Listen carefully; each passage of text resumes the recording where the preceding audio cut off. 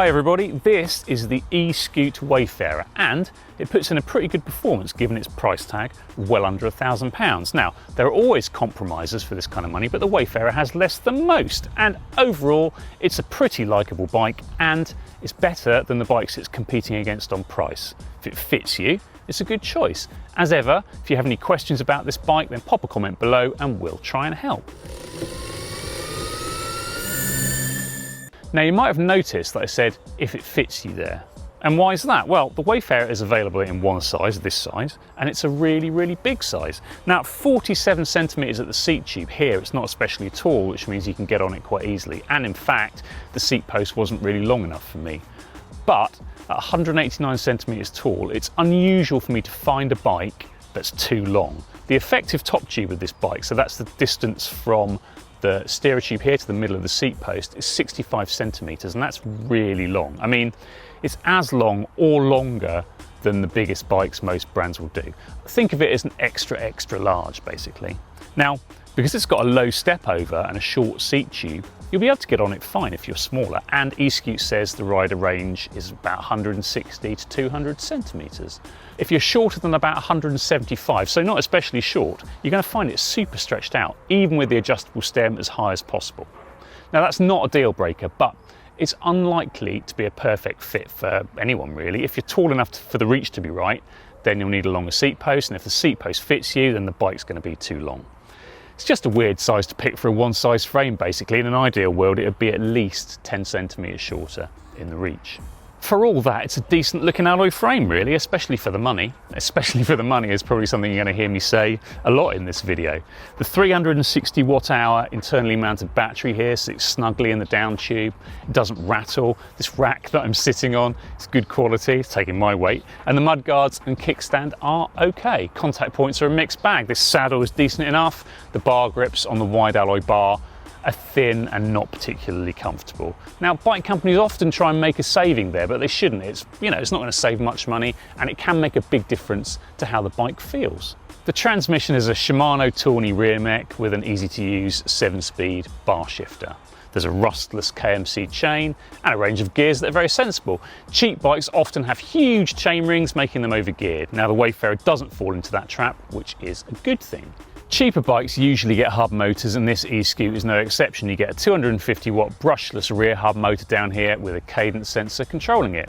There are 5 levels of assistance, which are selectable from this bar mounted LCD display that gives you the usual stuff you'd expect: battery status, speed, mode, distance.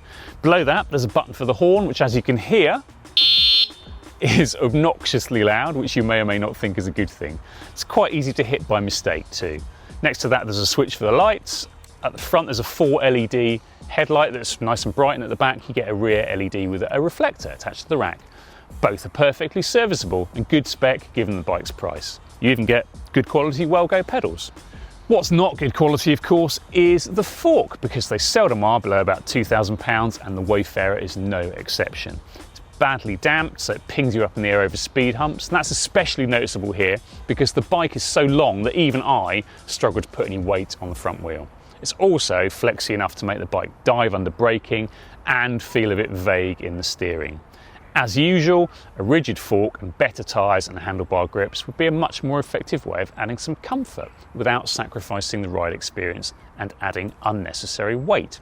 Let's move on to the motor power, which is okay. I wasn't expecting miracles and I didn't get any, but the motor in the Wayfarer probably performs marginally above the level you'd expect at this price.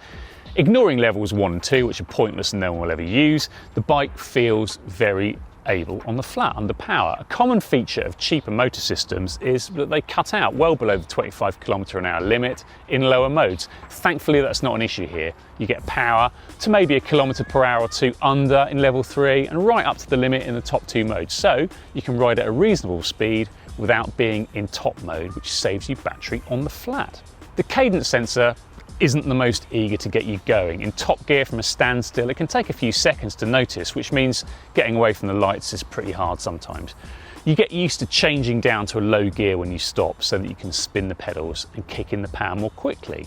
Luckily, the thumb shifter there is great for dumping a load of gears at short notice if the lights change. Another quirk of the motor system is that if you go over the assistance limit and then drop below it, it can take some time for the motor to cut back in again, so you tend to yo-yo on the flat a little bit in the higher resistance modes as you speed up over the limit and then you slow down to quite a long way below it.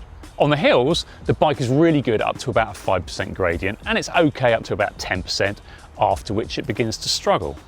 I've got a benchmark hill that steepens up to 12%, and for the steep bit of that I was in bottom gear, having to make an effort. But it's not the worst I've tried, and it's a pretty likeable bike to ride, even though it's about the length of an oil tanker. It's pretty well put together, you get a few pings from the Tektro-mechanical discs, but it's reasonably quiet. The motor isn't especially noisy, the gears work well, the tyres do their thing, the brakes are a little spongy, but they're powerful enough. It weighs over 25 kilos, so it's not a bike you'd want to carry up any stairs, but it's no worse than average there, and a fair bit better than most bikes at a comparable price.